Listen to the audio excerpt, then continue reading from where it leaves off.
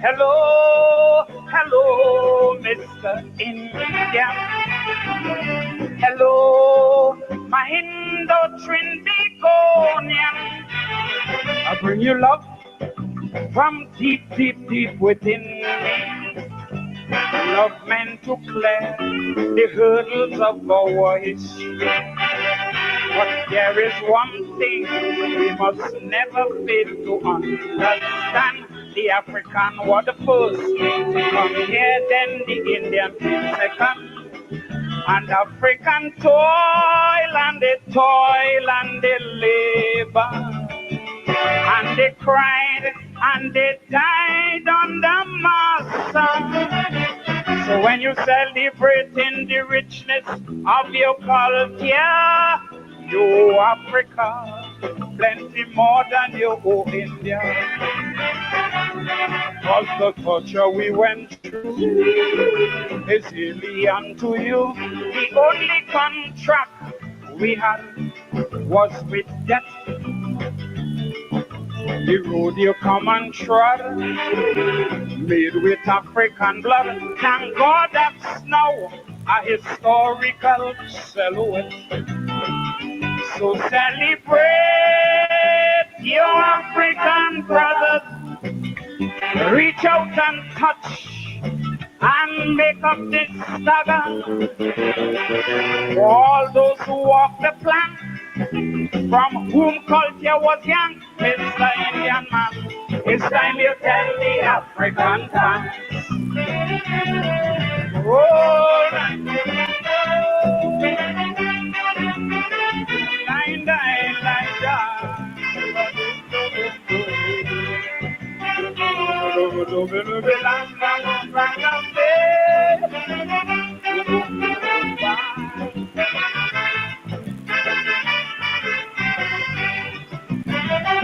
if Miss Europe had 2 yard boys in her service, and she emasculate the first one of the two, dehumanize, deculturize, and dismiss, make him sweat for no pay, he going to be blue.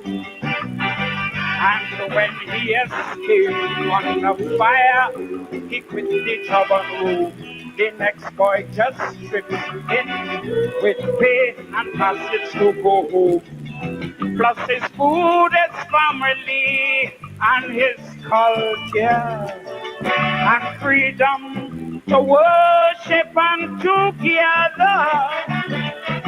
The first boy must feel a double sense of deep hurt and target the latter who was shown a greater sense of self-worth. But we will never let them facts lead us into racial cracks. We will not succumb to the leanings of that era.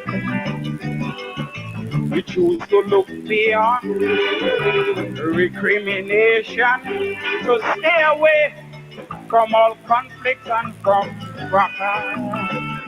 So celebrate your African brother. Give him a front seat in your Diwali Naga. Don't bother to pull rank with your money in the bank, Mr. Indian man. It's time you tell the African thanks. Oh,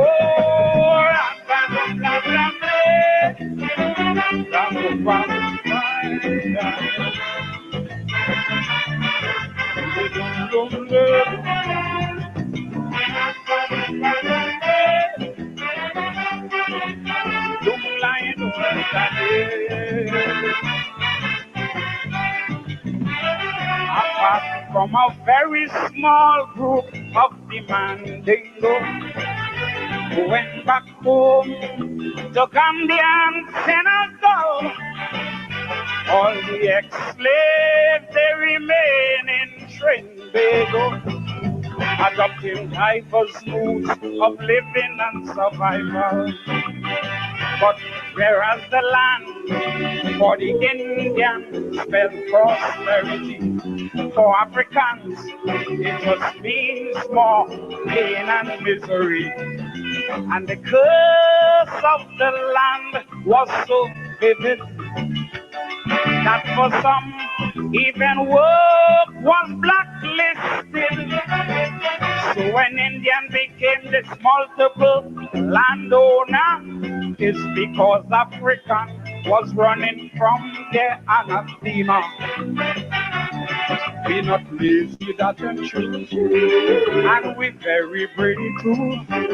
We love to sing, we love to dance, but don't you be fooled. For we true identity, just look beyond slavery. For invention that no slavery can overrule. So celebrate your African brother. From when he started, he's a big, big time achiever. He embraces you in his rank. So if we must be frank, Mr. Indian man, it's time you tell the African dance. Isn't it so as that? Hey, ram, bam, boom, bam, bam, hey.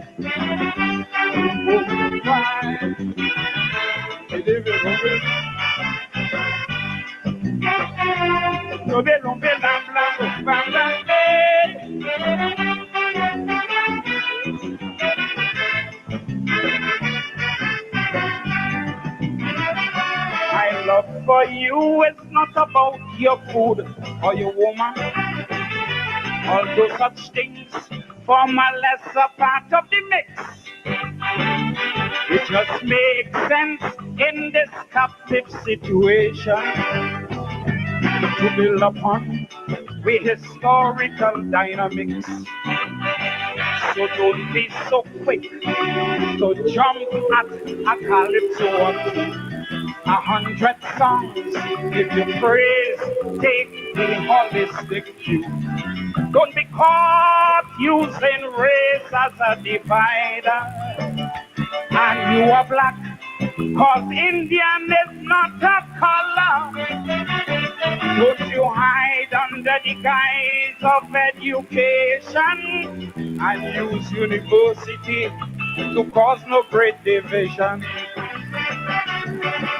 The richness we both share because we end up here. Neither one will enjoy back in we homeland.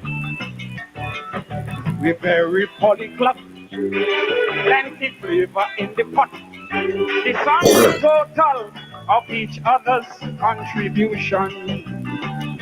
So celebrate your African brother. He helped to break the caste system in India. The Ganges water I drank, so meet me on Nile River bank, Mr. Indian man. It's time you tell the African dance. Oh, lam bam bam bam bam bam, lam bam bam bam boy.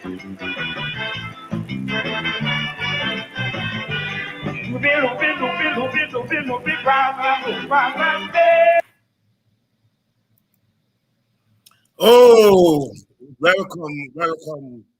welcome to today's edition of Politics 101. Please share the link and let everyone know that we are here.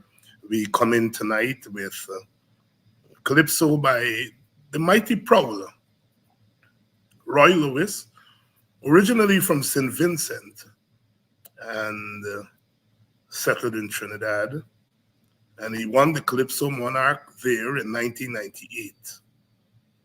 Doing that song, that Calypso, Mr. Indian, it's time you tell the African thanks.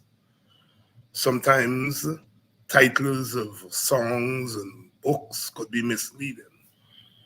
It's a Calypso that walks us through the history of our Caribbean region, and the role that Africans played, and making a plea to the races to embrace each other. We are accustomed to hearing black people this, black people that, why black people can't be like Indians, why black people can't be like this. We often save our worst criticisms for African people, for black people, including black people. We don't celebrate ourselves enough. We don't recognize our worth. And the Calypsonian there making his plea, Mr. Indian man, it's time you celebrate the African. For all intents and purposes, we are here in Guyana, in the Caribbean, and we've got to learn to live together. We've got to learn to respect each other. And we can only do so when we learn about the history and the culture, the heritage of our respective races, or respective race. Walter Rodney, when he died, had begun a series. He did the first book, Kofi Badu Out of Africa. And for all they talk about Rodney, that book is still not taught in our schools. After he died, they found the manuscript of the second book, Latch Me Out of India. So those two are published, and he intended to do one for Amerindians, one for Chinese, one for Portuguese, so that we can educate ourselves about each other. Mr. Indian, embrace your African brother. Tell the African thanks. Good evening and welcome to Politics 101. Please share the link. That Calypso was by the Mystic Prowler. The Mystic Prowler, winner of the Calypso Monarchy in Trinidad and Tobago in 1998. 1998. Welcome everyone. I notice we're gathering and so that we can continue to talk. Last night, we started to talk about our future. Where are we going as a country? The war is raging in the Middle East, the war between Israel and Hamas. And you know, one of the things about war and one of the things about our human family is that we wait until disaster strike and then we start to condemn this and condemn that. Look at all the condemnation. Some people condemning Hamas, some condemning the Israelis, as if the problem that they're fighting over started when Hamas struck Israel a few days ago. We behave as though we don't see, we don't hear, and we wait until a problem reaches the point, reaches boiling point, and then we start to condemn, as if this problem just started yesterday. We watch the causes and we say nothing. We find all kinds of explanation. The cause of this war is the way in which the Palestinians are forced to live in Gaza. As we speak now, there is a blackout in Gaza because the Israelis control the electricity. They can turn off the water, they can turn off the light, not just in times of war, but in times of peace.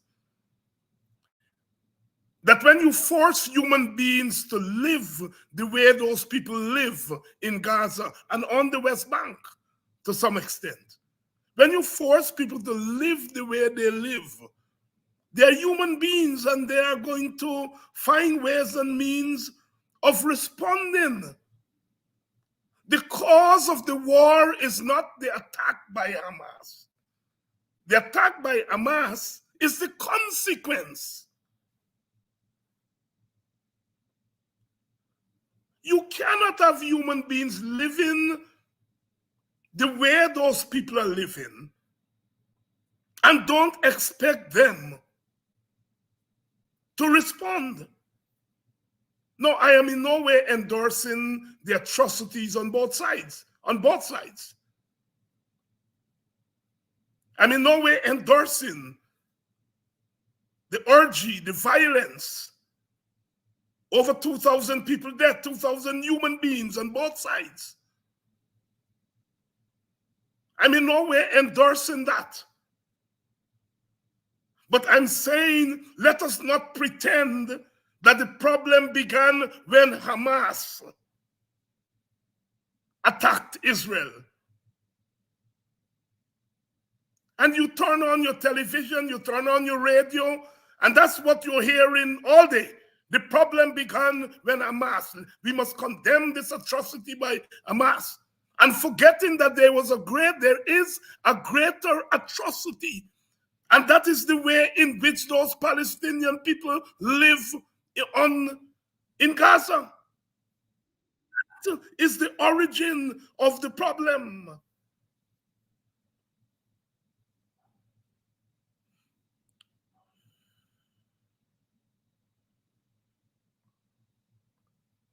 Some people may take it even further back. The way in which those people were dispossessed from their lands to make way for the Israeli state. The fact of the matter, you cannot have people living in such inhumane conditions and do not expect them to respond, to retaliate. So we're talking about these atrocities by the terrorists. I'm not talking about the daily terrorism that those people in Gaza have to face. And so what happens? We endorse piling it on. Turn off their lights, turn off their water, bomb the hell out of them. And that's how we think we're going to solve the problem. Good evening, and welcome to Politics 101.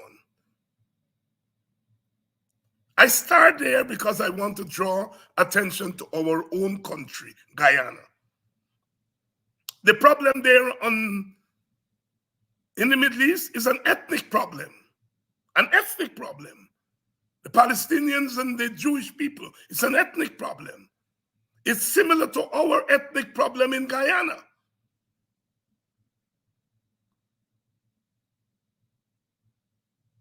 And studies have shown that ethnic groups go to war as a result of three main things. There may be others, but the research has shown ethnic groups go to war for three main things. One,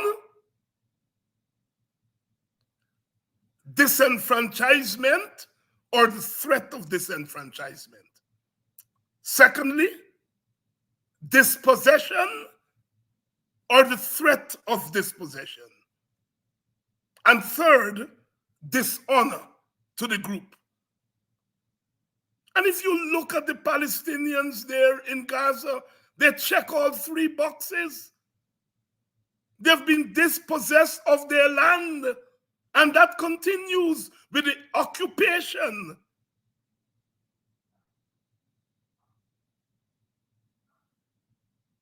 They've been disenfranchised in the sense that the government is not recognized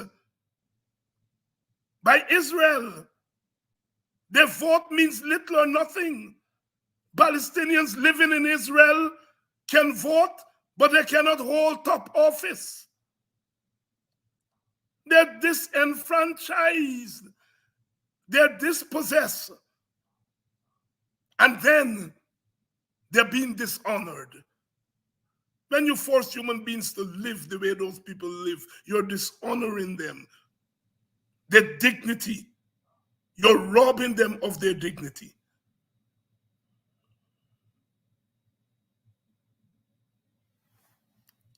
I gave that introduction to come to our country.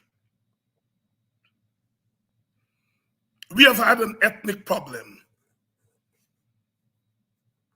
And we continue to have an ethnic problem. It has not gotten better, it has gotten worse. Independence came, and many felt that it would have gotten better, that it got worse. We actually had an ethnic civil war between 1961 and 1964, not long ago.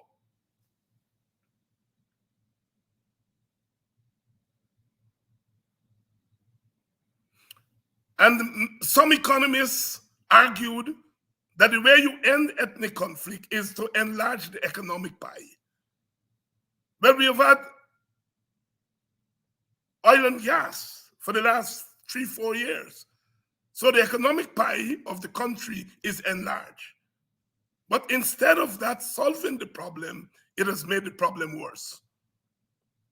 So our ethnic problem has gotten worse and worse and worse.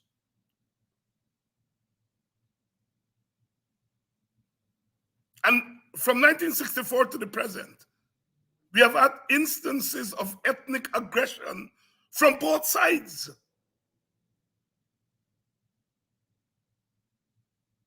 Africans have been aggressive towards Indians, and Indians have been aggressive towards Africans.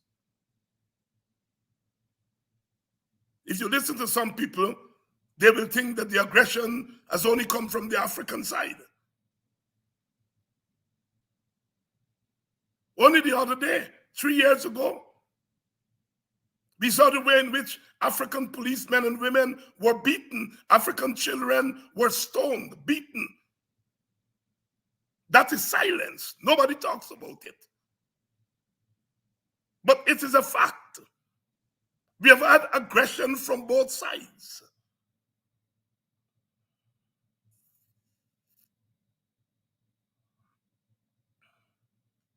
Today, when African people, through their representatives, complain about the way they're being treated in Guyana, they're being dismissed.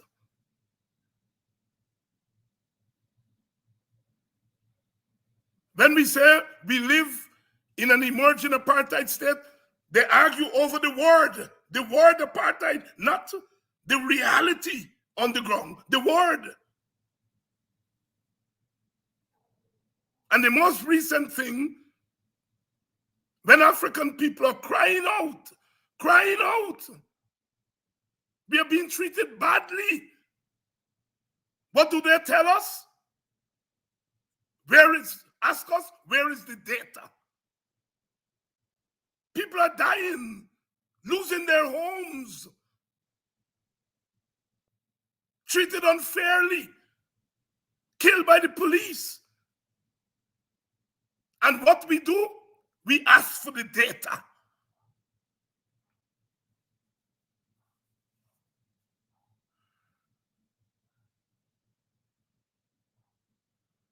I came into politics in the 1970s. Indians complained that the Burnham government was treating them badly. We didn't ask them for data. We struggled on their behalf. As recent as 20 years ago, when gunmen camped out in my village, Buxton, and they were killing Indian people. But I used the Guyana And I joined Sister Andaye to say, not in our name. We didn't ask Indian people to give us data.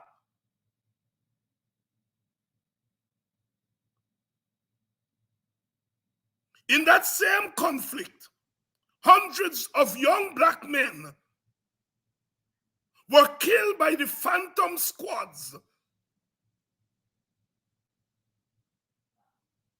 controlled by the PPP. And when we talk about it, what do Indians ask? Indian leaders, sorry. What do they ask? Where is the data? When Indians complain of their suffering, nobody asks them for data.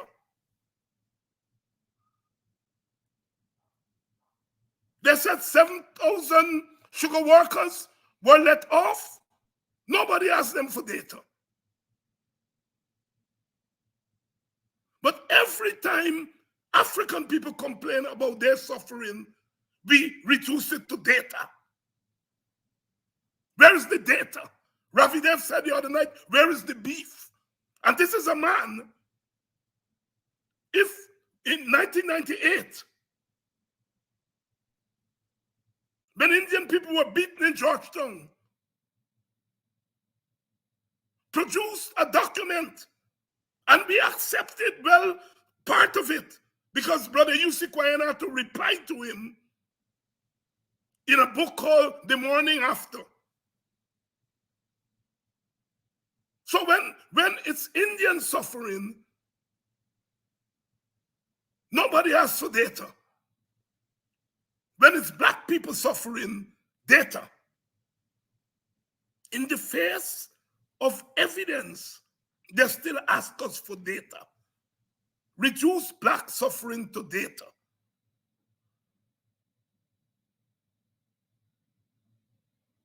All the civil society people, some of them are doing great work on oil and gas, great work on corruption, but all of them are quiet, silent about African suffering, African discrimination by the state and the government. All the data that Brother Nigel Hughes, Ipada G, all the data that they have produced, these so-called civil society organizations are quiet. And those who are not quiet are saying, where's the data?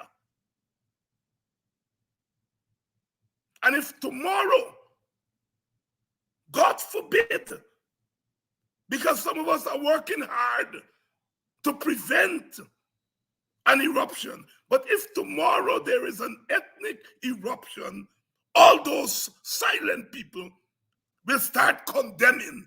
We condemn the Africans, we condemn the Indians, but the problem is here and now, and they're pretending that it's not a problem. That's what they did in the Middle East. They ignored the fact that 2.5 million people live like animals, are treated like animals.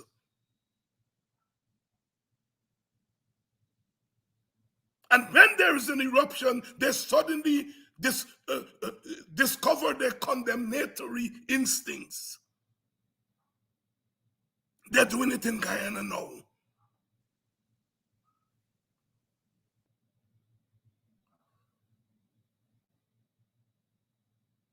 The people of Mocha.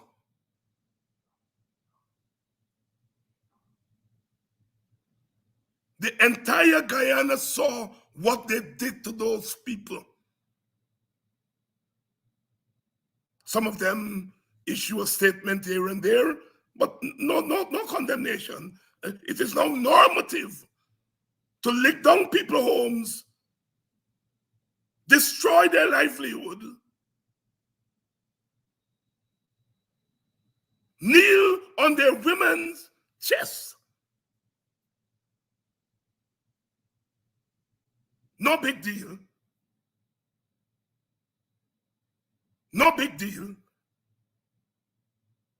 But if tomorrow these people who are complaining were to rise up, all the voices will come out to condemn them. That is a fatal flaw in the contemporary society.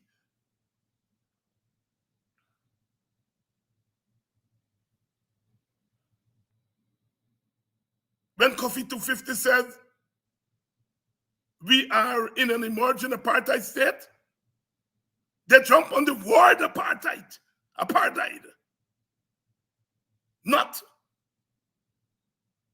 the actuality. Who cares? But if there's an eruption tomorrow, everybody will care.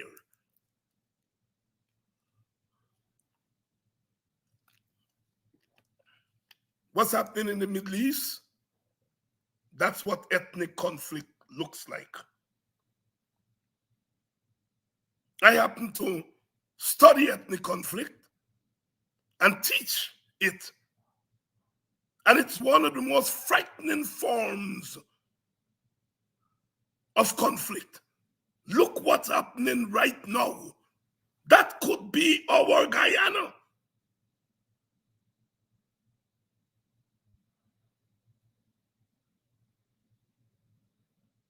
Everybody with a voice, they're taking African complaints for granted.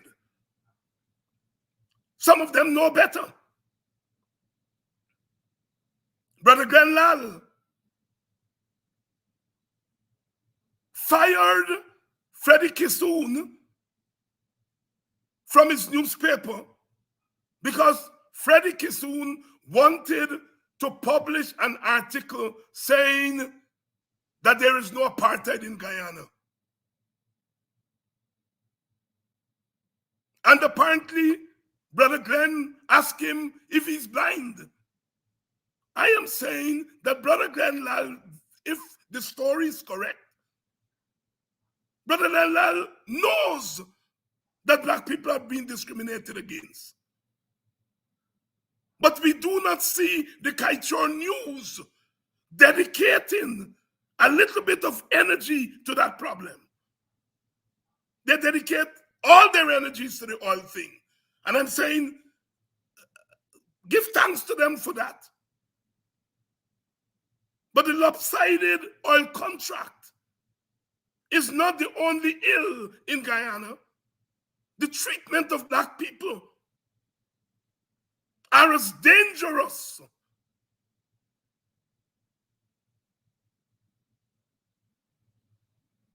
as the oil contract. But we don't see the Kaichor News headlining and highlighting the African cry. Stabrook News, they published an editorial the other day on what they call diaspora politics. It was their commentary on the conference organized by Rickford Burke's CGID. And they call Rickford an extremist and all that stuff and so on. And then ended the editorial by admitting that there is a problem, but saying that the government must come up with a strategy for inclusion. What strategy for inclusion? African people are not asking for any strategy for inclusion. We are saying stop discriminating against us. Stop discriminating against us. You don't need no strategy for that. Just stop it. Just stop it. But Stabrook News cannot bring itself to say to the government, stop it. They're saying the government must come up with some strategy for inclusion. We don't want any strategy for inclusion. Just stop the discrimination and put in place laws and policies to ensure that it doesn't happen again.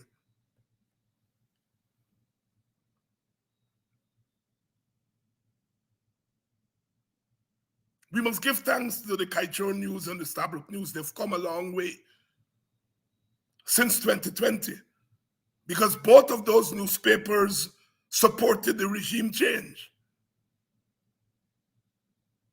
3 years later, they realized what they've gotten us into, what they helped to get us into. And they're being critical of the government in some areas. But often what they do is they give the government a slap on the wrist.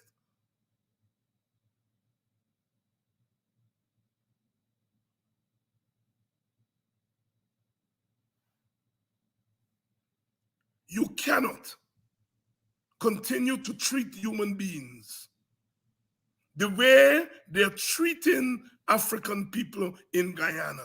This is not an individual Indian treating black people bad. This is the state of Guyana, the government of Guyana.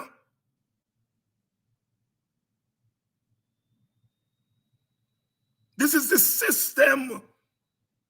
These are the institutions. It is not Mr. Prasad or some lady round the corner calling black people the N-word. This is not what we're talking about. We're talking about the government and the state through policies, using the powers of government to crush the spirits of black people, African people in Guyana. And then when they finish beating us up, tell us, give us the data of your beating up.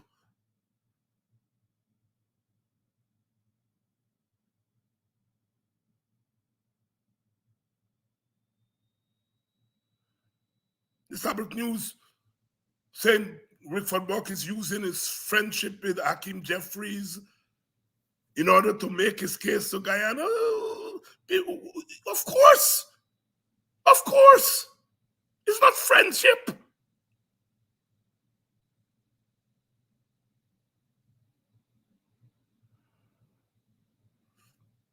And they're all scared that African people have now decided to take our case internationally.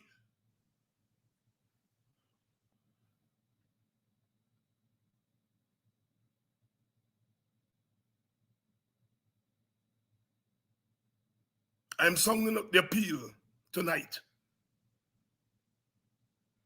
to civil society, to the media, to Indian leaders outside of the PPP and also inside of the PPP, to hear the pleas and the cries of the African. Don't wait until they can't take it no more and they lash out, and then you will condemn them. Condemn what is happening to them today. What data do they have to produce to show that Orrin Boston was killed in his bed by the police? What data do they have to produce to show that Quindon Bacchus was murdered by the police? What evidence do they have to show? What data do they have to show? That multiple families at Mocha, their homes were razed.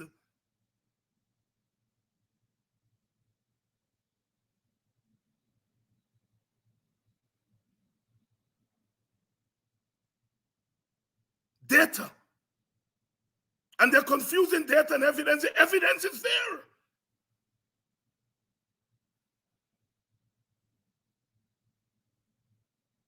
They're sharing handouts. I can't tell poor people that if your government is giving you handouts, not to take the handouts. God knows they need it. But look at the handouts that are given to East Indian communities, the fishermen and women, the sugar workers, and compare that with what is given to teachers and public servants. What data do you need to reduce our people's cries of discrimination to data? Is an insult to our dignity. African people are dispossessed of their lands every day, every day, every day. In some cases, forced dispossession. In some cases, they are forced through poverty to lease their lands. They're being dispossessed of their lands every day. There's a whole land commission report from the commission set up by Brother David Granger when his government was in power. African people are dispossessed of their birthrights, their ancestral assets. And the dispossession is not just at the individual level, it's at the level of the government and the state.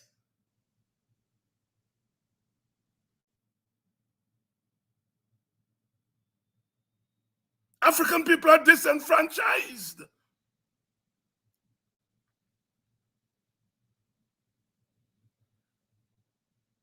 Up to now, we don't know who really won the 2020 election. We don't know. The Americans said the election was disputed.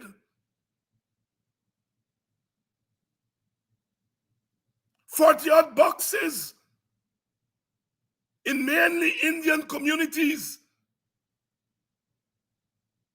accounting for 2 seats. There were no statutory documents in the boxes.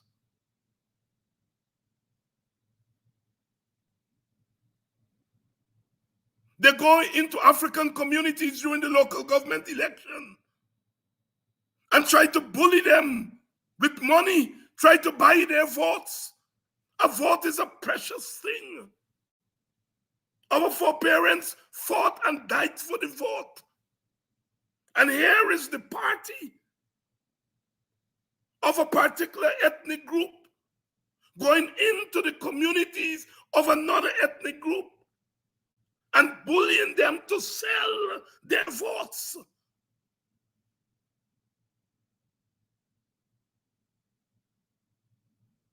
That is disenfranchisement. If black people want to vote for the PPP, let them go vote for the PPP. But for the PPP to go bully them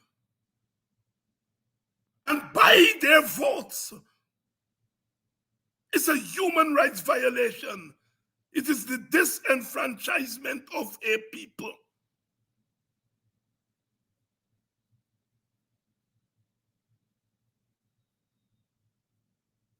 African people are being dishonored every day. Our women have to go through all kinds of sexual exploitation, treated like meat by Indian men.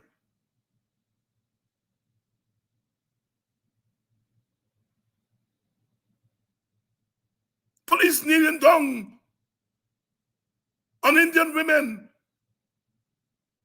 on black women, sorry. Black women are being spit upon.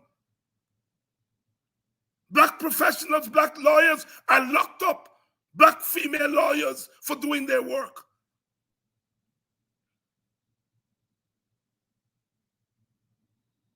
Amerindians are going through the same thing. We saw it graphically recently.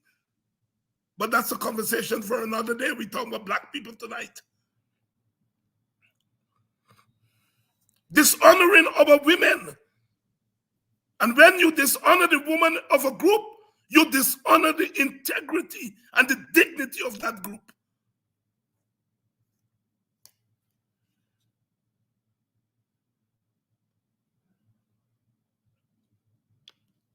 A lot of those Indian men with money, they go after black women not because they love them, but they go after them as a form of revenge. Dishonoring our group.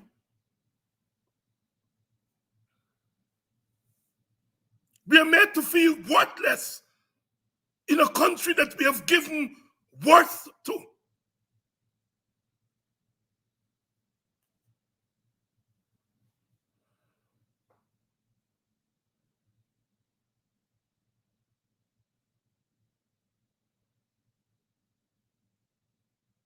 Dishonoring a group, robbing them of their dignity. And nowhere in the world, nowhere in the history of humanity has any group withstood that forever and forever. At some point, they're going to lash back.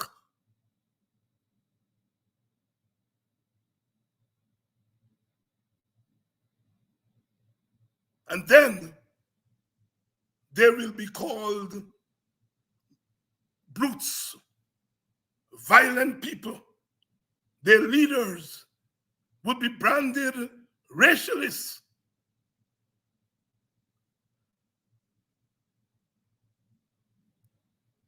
President of Guyana is refusing to constitutionally meet with the leadership of African Guyanese. I don't care whether the PNC say what kind of party they are. That's their right. The fact of the matter is that 19% of their votes came from Africans. They can say they're not an African party, they're a multiracial party, but the parties have a right to define who they are. But the reality is that 90% of their votes came from Africans. And when the PPP kicks them around, they're kicking black people around.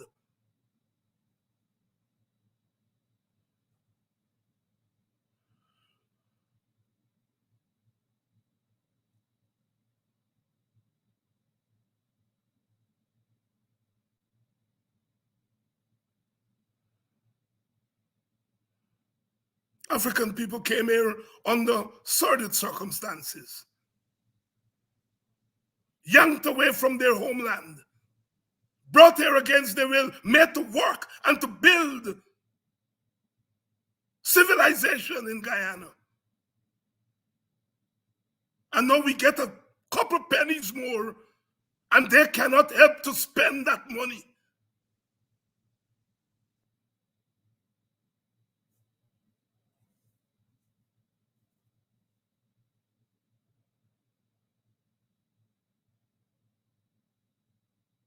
We have to always, as black leaders, always have to preface when we talk, we are not violent, we are calling for peaceful this, and we have the burden of having to prove that we are peaceful. Why? Because they have labeled us violent. It is normative when you think about black people protests to think about violence. We all accept that nonsense. That is why when Indian people on March 6th beat up black police men and women, stone children, nobody remembers it. Because Indians are not normatively violent. So even when they commit violence, it never happens. And all black people have to do is to take to the street, and right away they start to cry violence. They don't have to touch nobody. Our society needs to catch itself,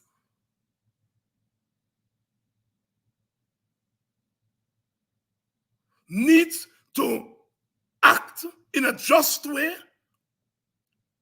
because if there is, God forbid, if there is a retaliation from Africans, these civil society leaders who are quiet now are going to be the first to start dumping down on black people as hooligans.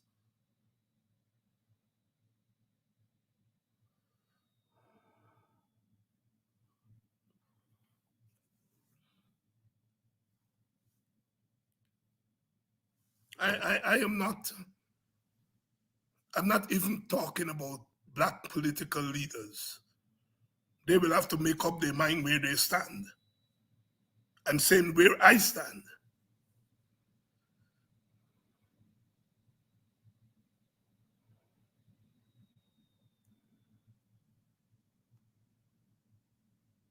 I saw Dr. Tara Singh in a letter the other day. He's no friend of black people. He's a PPP fella out there in New York. But he said what black people want are not inclusivity. What they want is a share of power. And he's damn right. What inclusivity means? You include us in a system that you control and you call it inclusivity?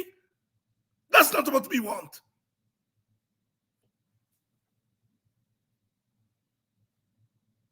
We didn't ask the slave masters for inclusivity.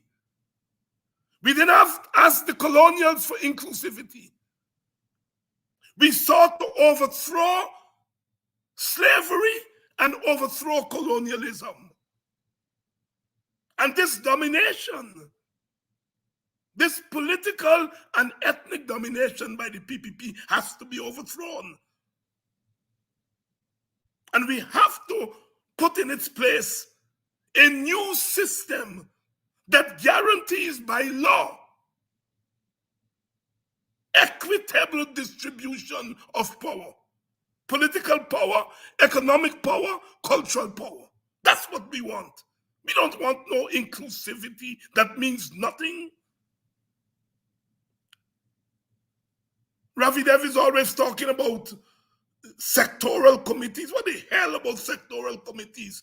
When the PPP used its one-seat majority to change the rules of the sectoral committees and to shut them down. Ravi Dev would not want sectoral committees that are controlled by the PNC for Indians. I know that. He will not accept that for Indians. But he wants black people to accept it. And that's my problem with Ravi. I respect him. I always say that. But he's into this street-yard nonsense. He will not accept sectoral committees in parliament without any power for Indian people. But he's asking black people to embrace it. I'm so proud of my brother Dion Abrams the other night on the program there with them. Dion held his own. Ravi Dev asked for the beef. Where is the beef? Dion said, well, I saw the beef. I walked through Bucks and I walked through Annandale. And I showed the roads in Buxton and the roads in Annandale. And I showed the difference. Rafi said, oh, if you come across on the West Coast, in the Indian community, you're going to see the same roads. And Beta Ramsey, if you go to Bobby's, you will see the same rule. So they ask you for data. You provide the data, and they said the data is not data.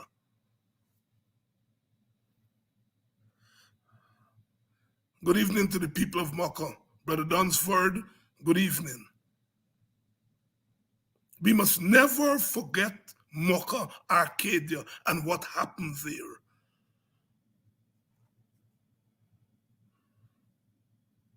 Ravi Dev will never condone police going into Indian community and licking down their homes. He would never condone it for Indians. But he rationalizes it for black people. That's my problem with Ravi.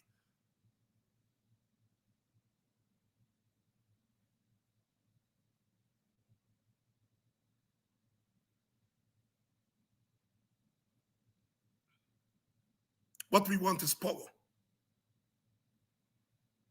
And I said last night,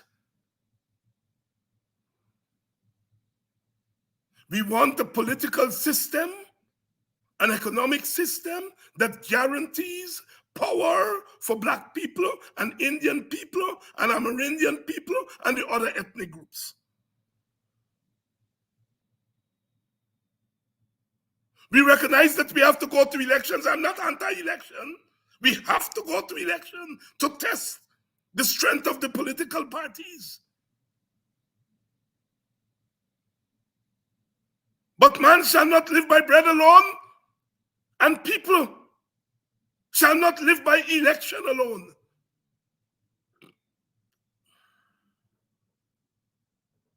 The conditions that black people are in today are as a result of an election. Elections make sense when they lead to betterment. The last election has served to worsen the condition of our ethnic relations. So we got to prepare for elections because that's part of the democratic process. But we have to fight for something more than elections. And that is where we have to fight for an equal and equitable place at the table. Elections don't give us that when we lose. When we lose an election, we lose our right to equity. That is why we have to fight for elections, but we also have to fight for our seat at the table. And we can do both.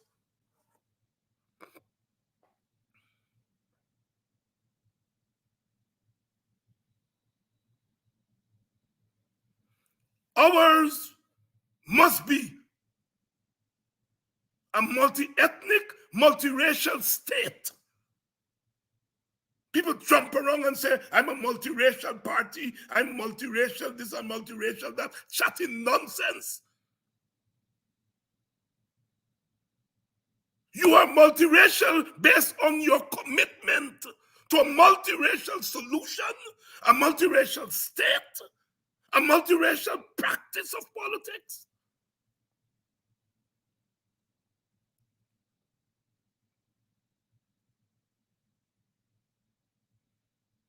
That's what we are committed to.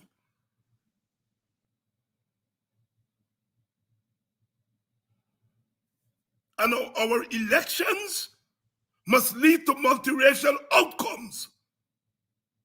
The last election has led to a racial outcome, not a multiracial outcome.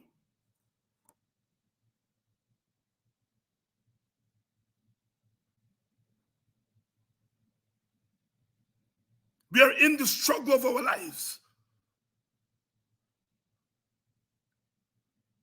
I've decided in recent times, in recent years, that I will dedicate most of my energy, my political energy, towards the defense of black people. When I came into politics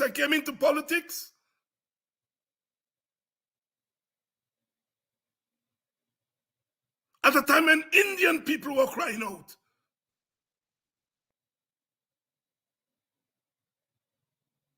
And I sacrificed along with my brothers and sisters. I go to sleep at night knowing that my conscience is clear, because when black governments did bad, I stood up against them. And by God, if I can stand up against the badness of the government of my type, my race, I have a double responsibility to stand up against the badness of another race.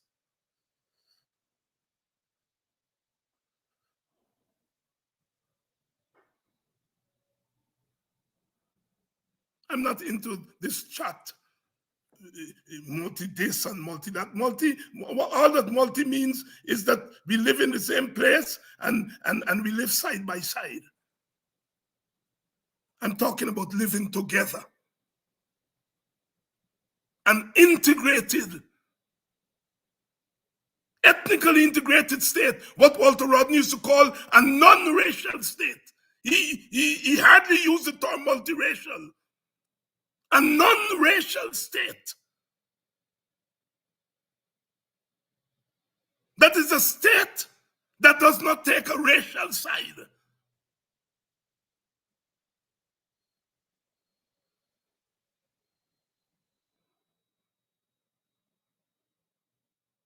All this nonsense about multiculturalism and all that kind of foolish talk.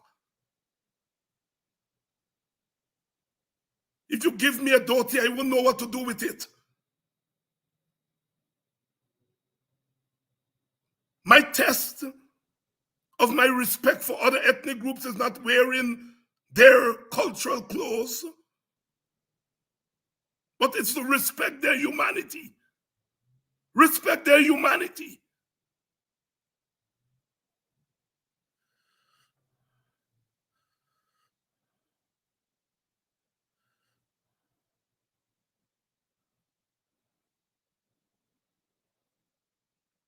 Indian people, ordinary Indian people, are as much victims as the rest of us.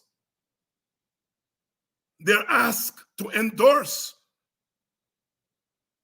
the wickedness of their leaders. This is what leaders do to followers.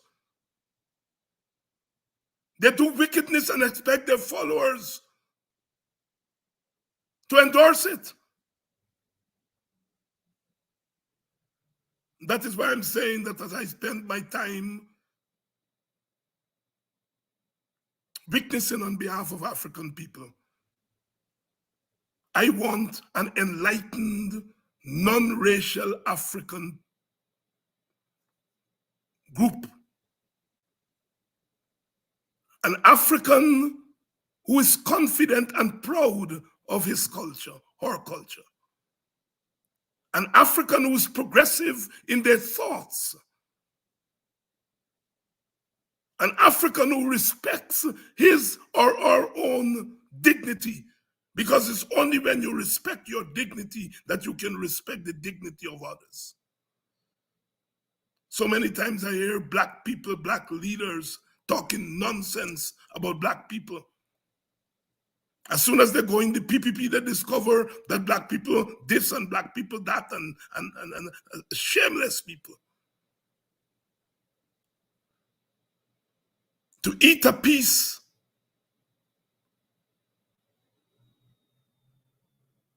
of spoiled meat, they're prepared to sell their people down the drain.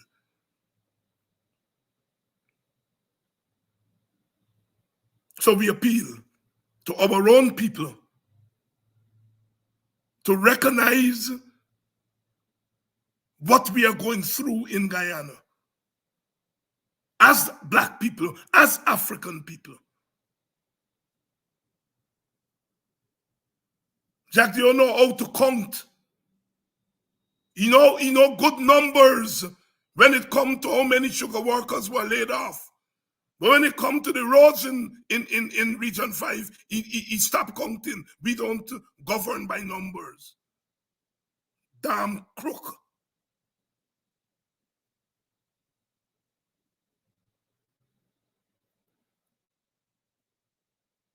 We are in this struggle together. We are in this struggle together. And our struggle is to prevent our country from going up like the Middle East, like what's happening in Gaza and Israel right now. That's what we are fighting to prevent. But we are dealing with a government that stick broken days, hard days. They feel it's their manifest destiny to dominate the rest of us.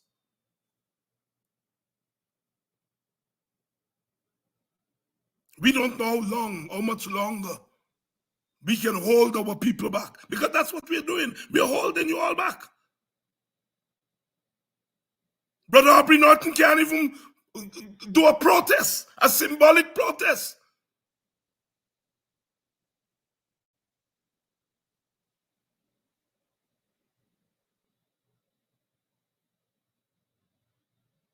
We are holding you all back.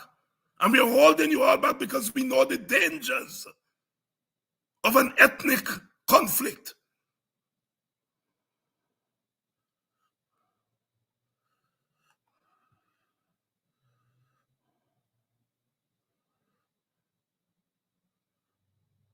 My brother Lamarche is saying that the leaders have failed them. Leaders always fail people of all groups, Lamarche. They're not unique to black people. Indian leaders fail them too.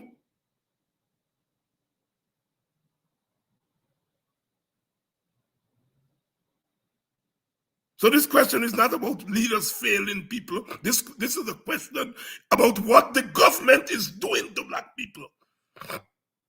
It is the state of Guyana, the government of Guyana, that has failed black people.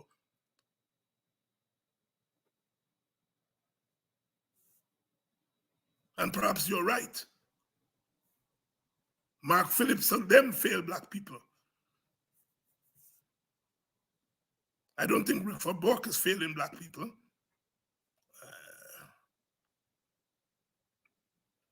I don't think Nigel Hughes is failing black people. I don't think Kidaki Amsterdam is failing black people. I know David Hines not failing black people. Yes, our leaders who are in political parties and got to do that dance in the political parties, they engage in acts of omission. They engage in acts of omission, but they know what's going on. They know what's going on. I speak for a lot of them here tonight. I speak for the majority of them here tonight. And so it must be.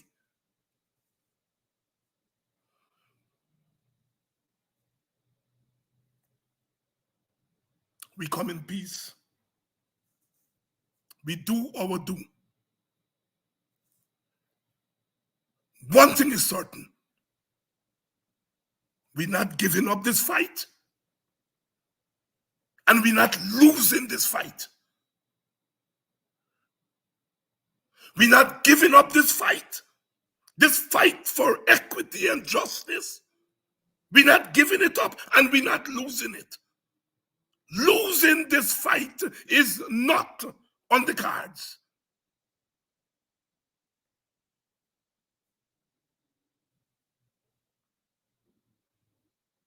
We have been down this road before. We have come up against great obstacles before.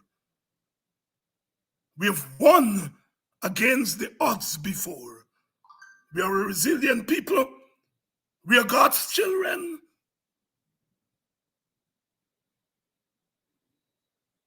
We did not create, we did not originate humanity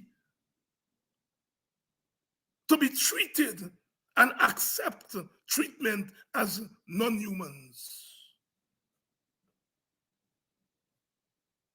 We're not losing this. We're not losing this fight.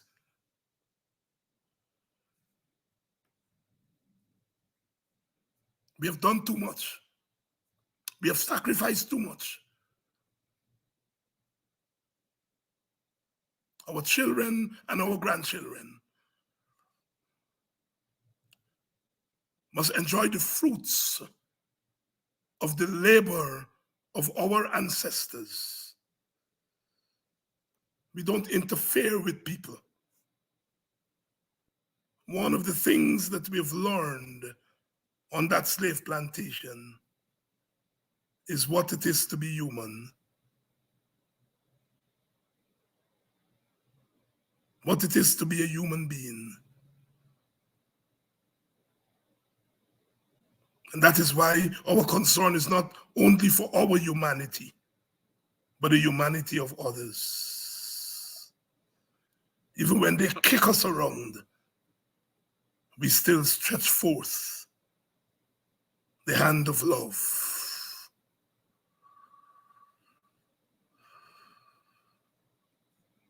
But that hand of love must be a militant hand, a radical hand. Radical means to go to the roots and uproot it. That's what we're doing. That's what we continue to do. And that's my plea on this Wednesday night.